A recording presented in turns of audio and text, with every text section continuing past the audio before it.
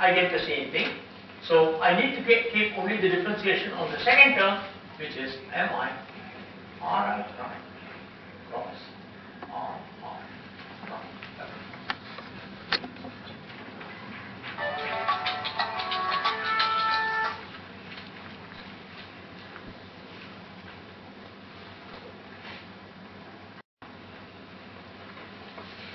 Here, I can rewrite this as mi ri prime plus r I. Why? What is the difference between these two? The difference between these two is only r. Where have I brought something? R I have here. Okay.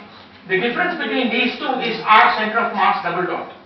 If I remove the r center of mass double dot, I will just get mi ri prime, but mi ri prime is 0. That is, maybe I should write one more step to indicate that. So this can be written as mi ri prime.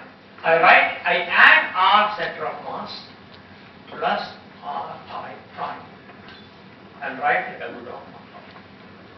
This term will just give me mi ri prime, but mi ri prime is 0, so this will not matter. Right? I can just add that. So this becomes equal to mi ri prime cross r double dot, but ri. Yes. Is this clear from here to here? Because all I did was I added r center of mass plus r prime. So when I do this, this term is just 0 as mi ri prime cross r center of mass. But mi ri prime is 0, which I have got all those equations here. Yeah, please ask. Which step? Put the double dot. That's a double dot. Okay. Instead of double dot, maybe I'll just write here. D squared. Line here, so wanted to put a line. The first term. Please say it again. First term.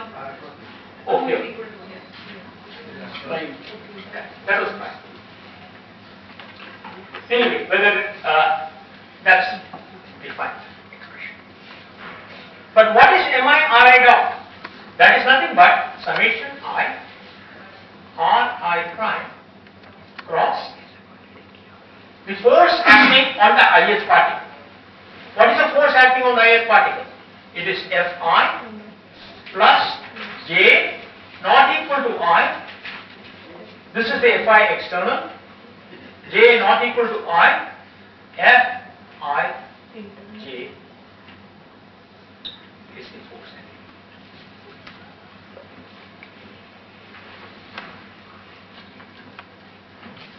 Which I write it as summation I r I prime cross. So you are replacing what Ri prime. Yes, please. See, Ri is equal to RCM plus Ri prime, am I right? R vector. R vector. Here is Ri is RCM plus Ri prime. Okay. Just see the second step, no? That From here to here, No, next. RCM Summation of plus Mi, Ri prime. Ri prime, Then- and this is double dot. so In the double dot, I have added R center of mass to Ri prime. prime, RI prime, Why? prime, Why? Okay.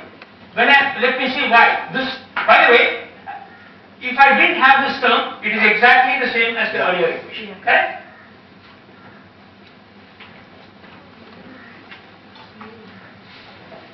Supposing I had not added this term. If I didn't add this term, this is Ri prime double dot, and I have written it as d squared dt squared Ri prime. I have added an extra term. This extra term I claim is 0. Why is it 0? Let's look at this extra term. This extra term is summation mi Ri prime cross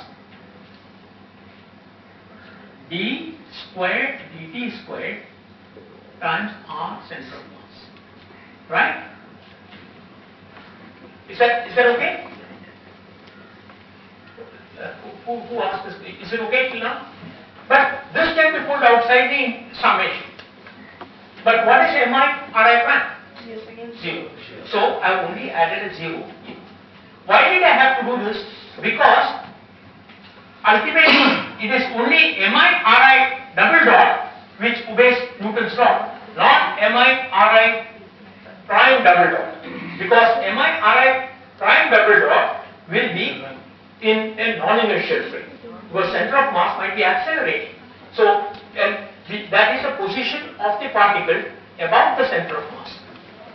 Please notice, this is the main point that I am going to get to. So if there are questions, I would be happy to discuss it. Ri prime is the position of the ith particle above the center of mass. So if I write mi ri double prime as the force acting on it, it is not correct, because ri double prime is the position of the particle above the center of mass, and that may not be in an inertial frame. The center of mass itself may be accelerating. So I will take an example explicitly, you will see that. So it is only with Ri, which is in inertial frame, everything, I can write the Newton's second law. So only after I have written down this step, for mi ri double dot, I can replace it by the external force plus the forces acting on it by all the other particles. Is it now clear? This is actually a very important point, and please keep that. Okay. So now what do I get here? I get this as external plus, now let us look at the next sum. I r I prime cross summation j not equal to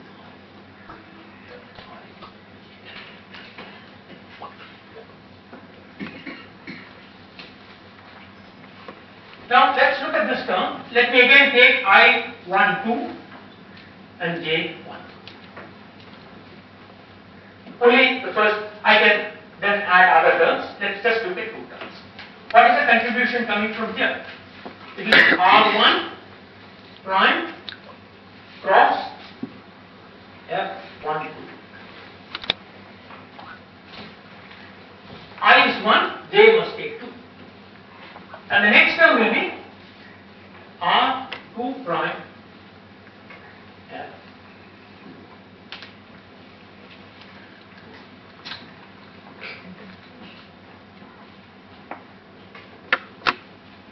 I will use Newton's third law to tell me R21 is F21 is minus F12. So this becomes R1 prime minus R2 prime cross.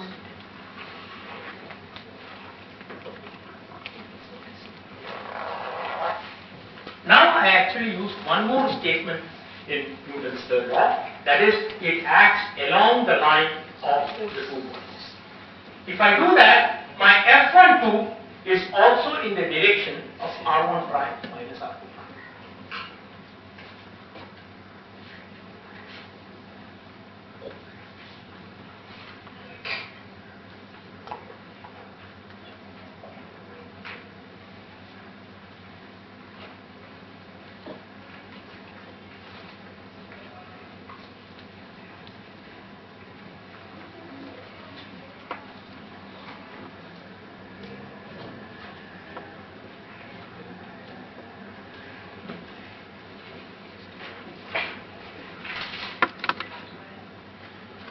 If that is the case, this term is 0. So I can draw this term.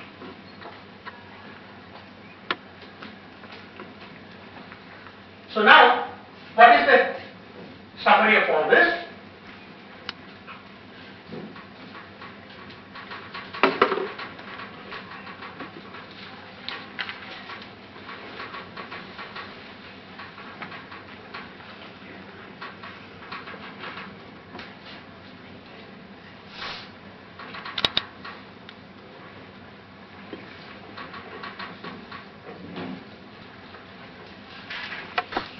So this term is 0. I have calculated the second term and the first term. So ultimately I get my D and D is equal to the first term, which is RCM cross R center of mass cross F total. F total, as if it is acting at the center of mass, plus Summation this term only. Talk about the center of mass.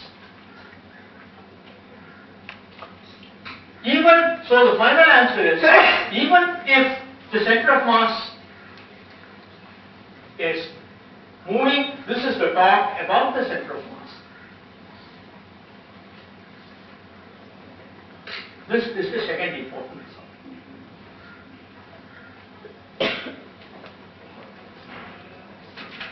So, the rate of change of total angular momentum, notice the total angular momentum itself is given by angular momentum of the center of mass plus angular momentum above the center of mass, and the rate of change of that is given by as if all the forces are acting at the center of mass, and I take the torque of that force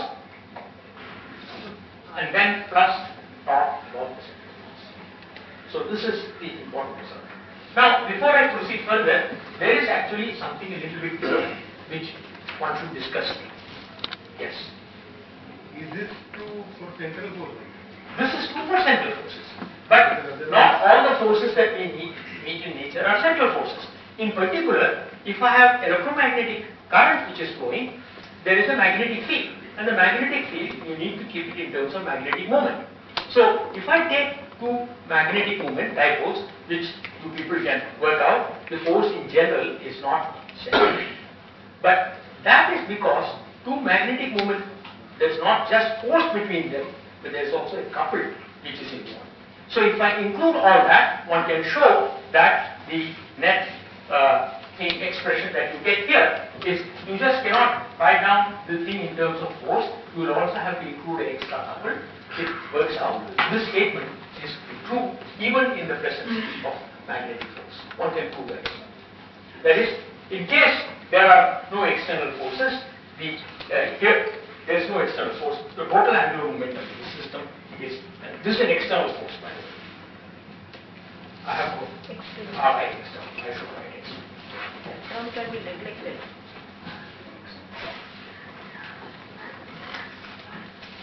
That was the example. So if there are no external forces, total angular momentum is conserved even in the presence of magnetic force. One can prove that. Okay. How many of you are familiar with the student magazine which comes out from Institute of Bhubaneswar's Prayas? You are. Okay. There is a problem section in which I am involved in, and I have worked out the case for magnetic dipole, how the total angular momentum there is concerned. That's a rather lengthy calculation, so those of you who are interested. IIPD actually. IIPD actually. Exactly. That's where it is. It's a little lengthy calculation. Usually you won't find them in textbooks, so you have to work your way.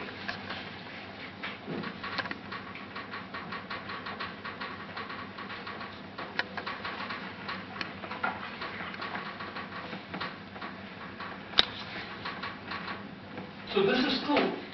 So long as there is no, if you're not thinking of energy or angular momentum loss to radiation, this in that approximation, when you do that, it works out. Okay. What did I do to my pen? Now, I would like to illustrate this by a very simple example. Let's talk about a box which is moving on a frictionless plane. I will give the dimensions of this box. Let me use the same dimensions I have used here.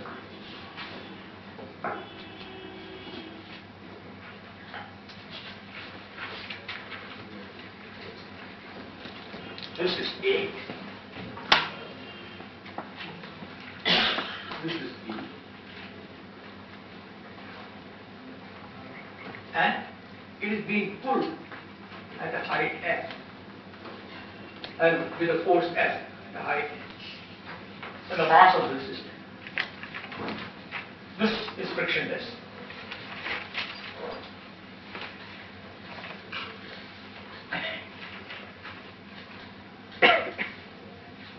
And of course, the center of mass is somewhere. And inertial frame is the rod or the plane, and this is my point. So I have just applied one force here. According to the first thing which I have, acceleration of this mx center of mass double dot is equal to it. Right? And this box is moving like that, and its angular momentum L is r center of mass vector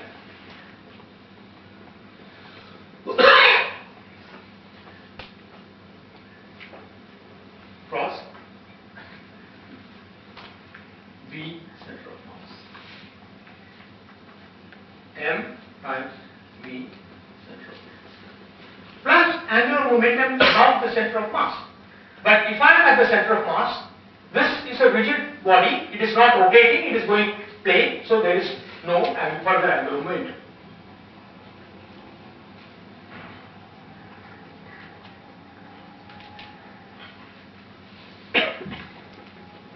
So dl dt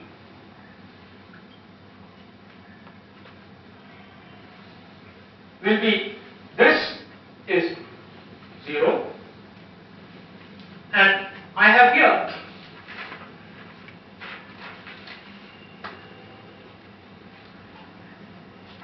m,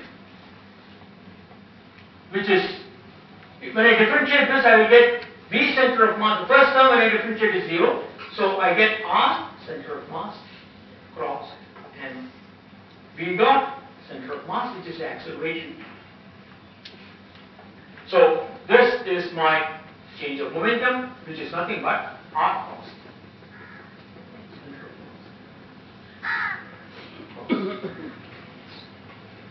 F external.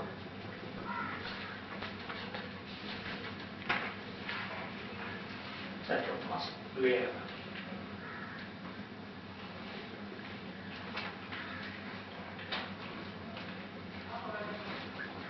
Now,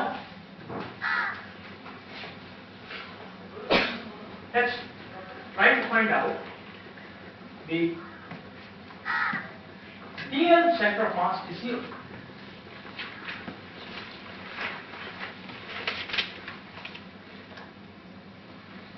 Right? Center of mass is 0.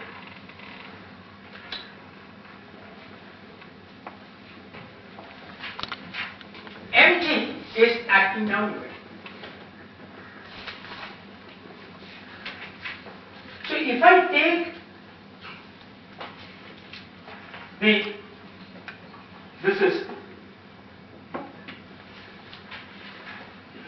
if I take torque about this point, notice there is a torque which is acting like that. But there is no motion, no rotation about the center of mass. So it is necessary, the reaction force cannot pass through the middle. It has to come out somewhere out here. Is this statement clear? So if this distance is x,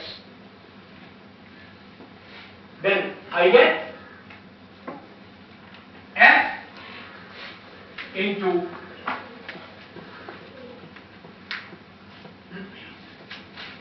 what should I write?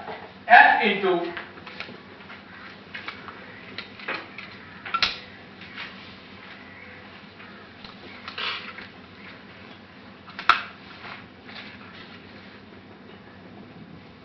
h minus a by 2. This is the clockwise current is equal to n. Well, let's not call this x, because x I call something else. Let me see what I've got in my notes. Okay.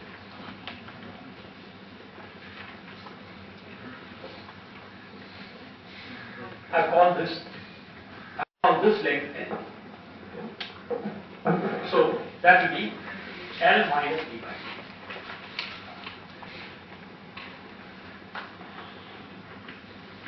And n will be equal to mg, right? Because there is no up and down motion, so n must be equal to mg.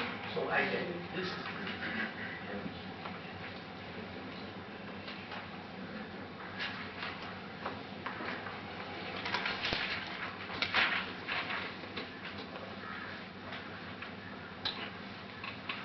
So that's where my n will be, and that will balance the answer.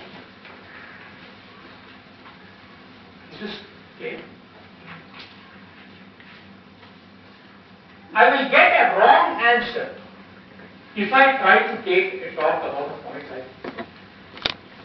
This is not the center of mass, so if I try to take a talk about this point, I will not get the right answer.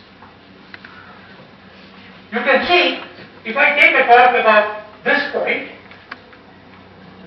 mg is down and so this, of course, n is equal to mg, so this is going to give me a torque in that direction. F is down here, that's also going to give me a torque in that direction.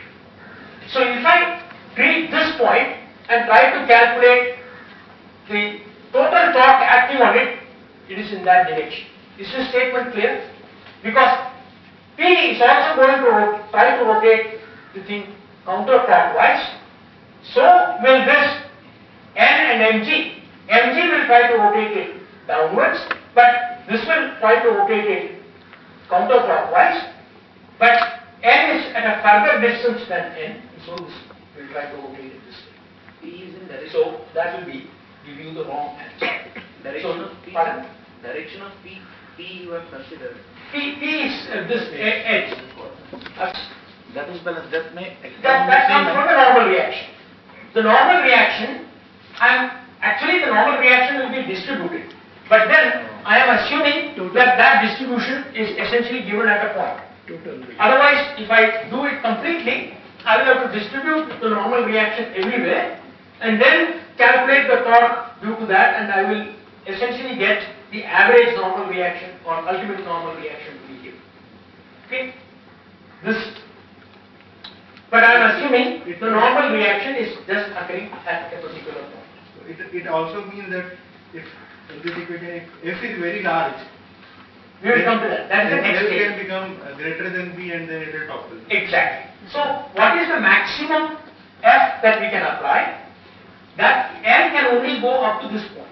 So L can go up to L minus B by 2 can maximum be, maximum of this is B by 2. So F maximum would come out to be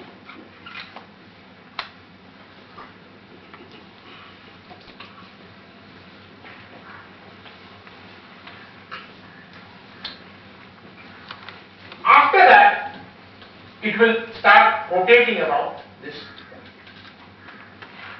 Okay? If h were equal to b by 2, if I am pulling it at the center of mass, then there is no problem at all, because this will be 0 and n will just be at mg, so I can apply as much force as I want if I am pulling it at the center of mass. On the other hand, if I pull it below, it will start this, it will have to move in that direction, and that will be the answer that I need.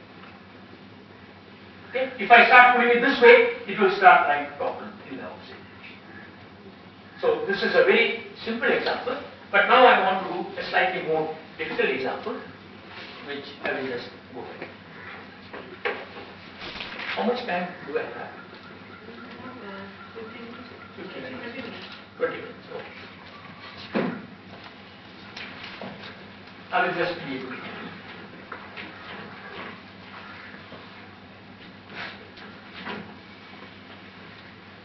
Actually started late, so it can take longer. Okay. And But we are also planning to start at 3. So I'll just take because there is one point which I want to illustrate and connect it to Professor Mukunda's lectures, and at once take it.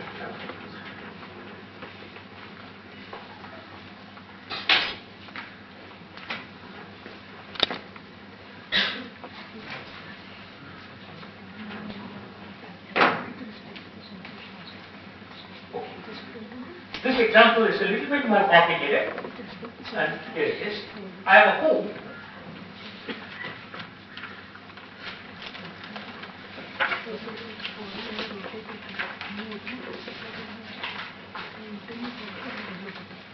This line, the hoop is only semicircular. Radius is r.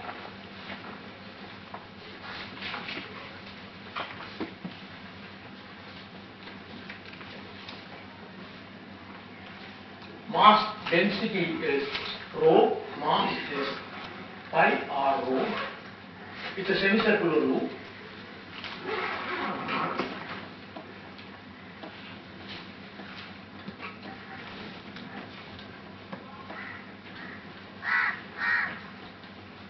This is supposed to be vertical. My drawing is not exactly okay. Oh, this angle is theta. And the hoop rolls without slipping.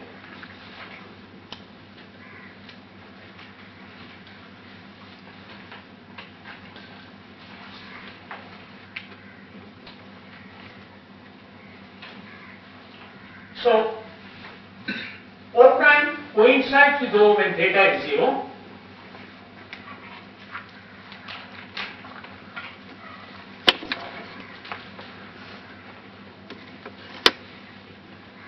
So that means O prime P, if it rolls without slipping, is equal to OP is equal to R theta.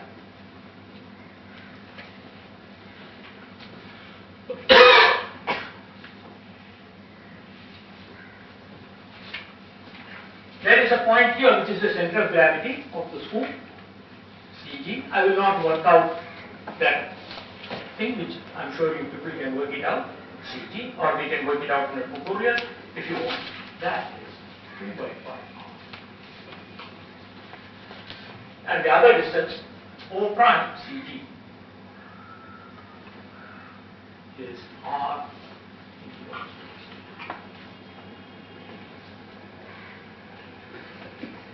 Now I want to describe the equations of motion for this hoop.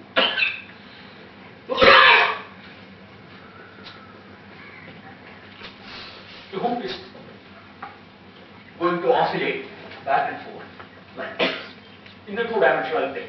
That's all. So X center of mass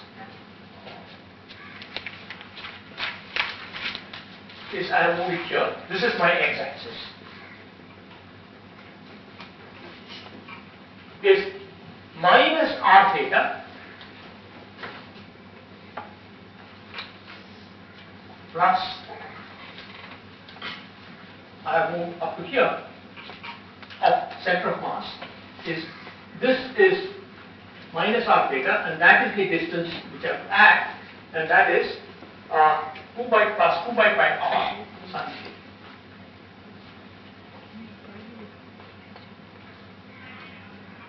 Right? Here this angle is theta, this is CG, that is 2 by pi r, 2 by pi r sin theta. Y center of mass is, this distance is r, the radius, minus that, so it is r minus 2 by pi r.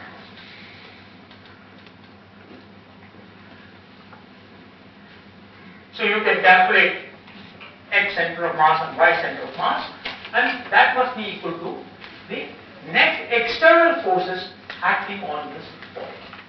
The equation is F X center of mass equal to the force, and that I have a frictional force here. Without frictional force, I cannot have it without slipping. Otherwise, it will if there were no frictional force, it would have just done oscillation about O prime. It would have just moved like that. Okay, that reminds me, I'll just take a couple of minutes, and this is a standard question I asked many students, and I would like to get feedback when you people try this and what's your experience. If you take a cycle and you start a cycle and it's going, which way is the frictional force acting? And most of the students tend to say it's acting in the opposite direction, whereas as you're moving forward, how come the cycle is moving forward?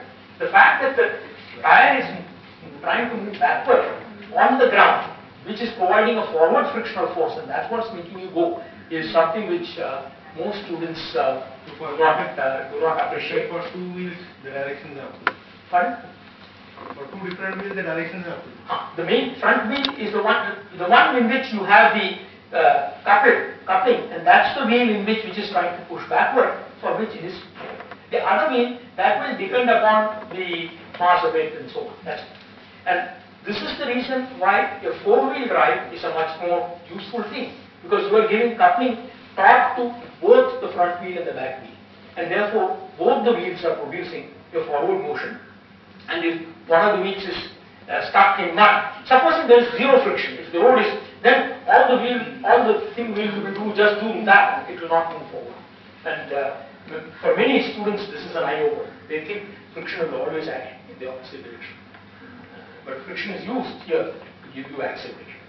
So rolling friction is something which you have to be careful about when you're dealing with. So, in this particular problem, I'm not going to worry about the direction of the friction. I will just say the frictional force is in that direction. Right? If it is not, then my answer will automatically come out with a negative sign. So, I will write this as then my double is equal to y is upward, so this is minus mg plus the normal variation.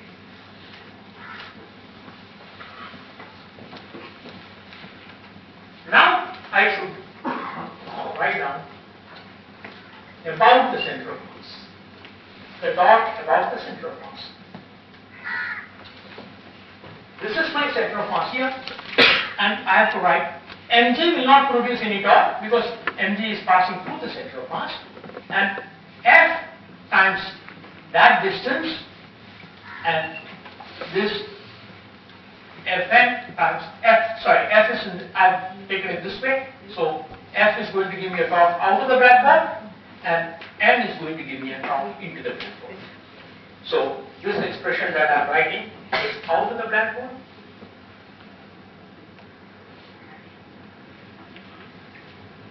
Is y center of mass times Fn minus 2 by r sine theta.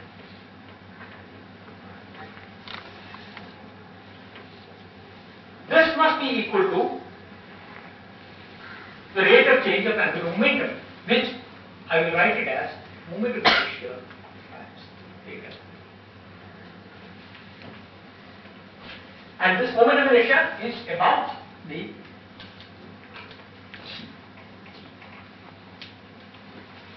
because I am doing all this about the center of mass. I will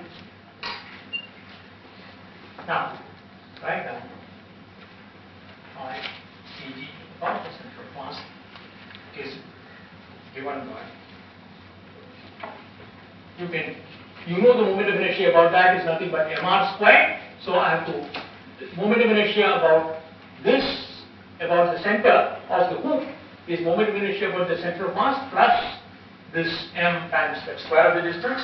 You can calculate that, and the answer is mr squared 1 minus 4 by 5.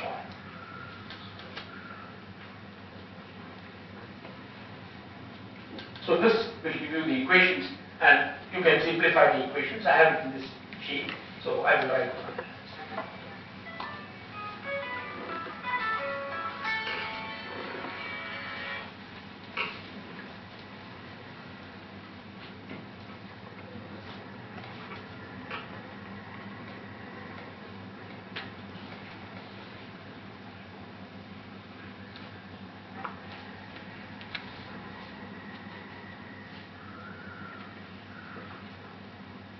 That also brings me to another question which I keep asking about cycles. Have you people tried to ever ride a bicycle rickshaw? Have you tried to cycle it? When you do it, what happens is it swings to the left. Unless and until you apply a large amount of torque in this direction, it will not continue to move in a straight line. It will swing to the left. And for that, you have to understand you have to look at the way when you pedal, how is it connected, and that will explain it. That's also a very nice exercise for students to look at their bicycle rickshaw and let them try to ride it, and they will see that it will automatically go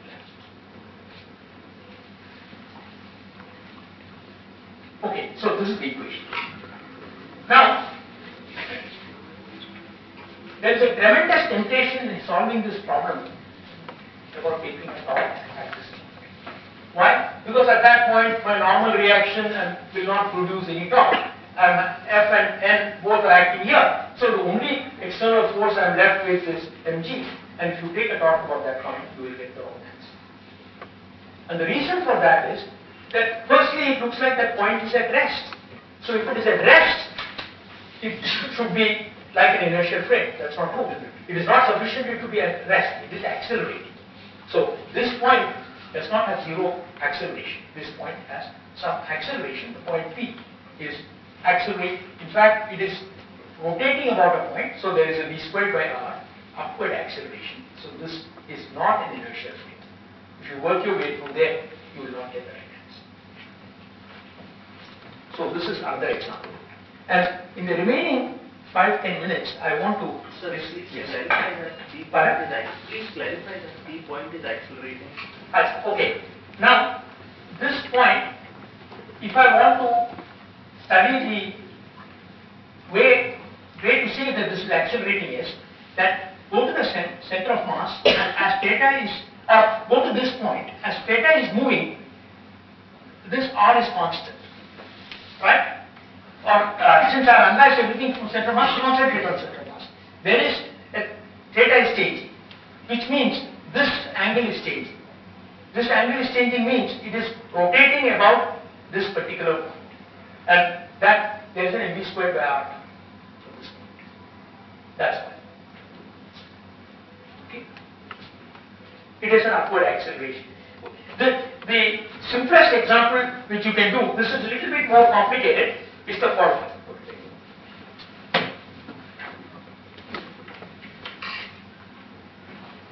Consider a rolling body like this. Okay? Let this be having constant velocity. In that case, it is not having constant velocity, so it's not real. So, if this is having a constant velocity, and if this velocity is 0, if I go to the rest frame of this, there is an it's moving with the velocity omega this way. So there is an upward acceleration here. What is happening to this point? This point came from here, came down, went down. So there is an upward acceleration. Exactly the same thing about this point. Where did this come? It came from here, went down. If it is moving, let's see, if it was moving this way, it came originally, it was there, it came here, and then it went down. So it is not still, it is moving. If you want to actually check it, you will have to substitute the kinematics and check the acceleration at that point, which you can calculate acceleration at any point. Given it is not zero.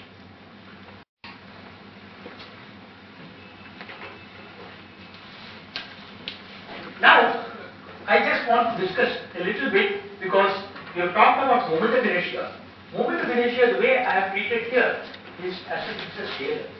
It's a two-dimensional problem, and that is an extremely good example to illustrate the concept of vectors and tensors. In particular, the following is a physical situation. Supposing we have two physical quantities, vectors, which have a linear relationship between them. By that I mean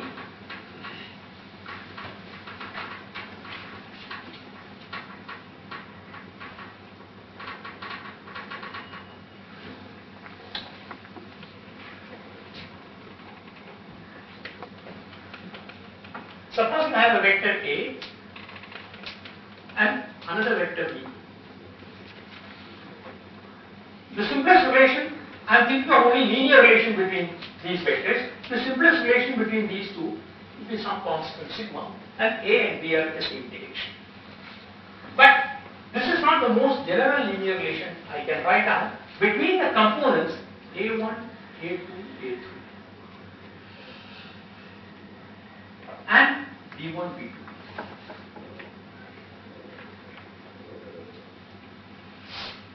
It may happen that if B1 is 0, A1 is automatically 0.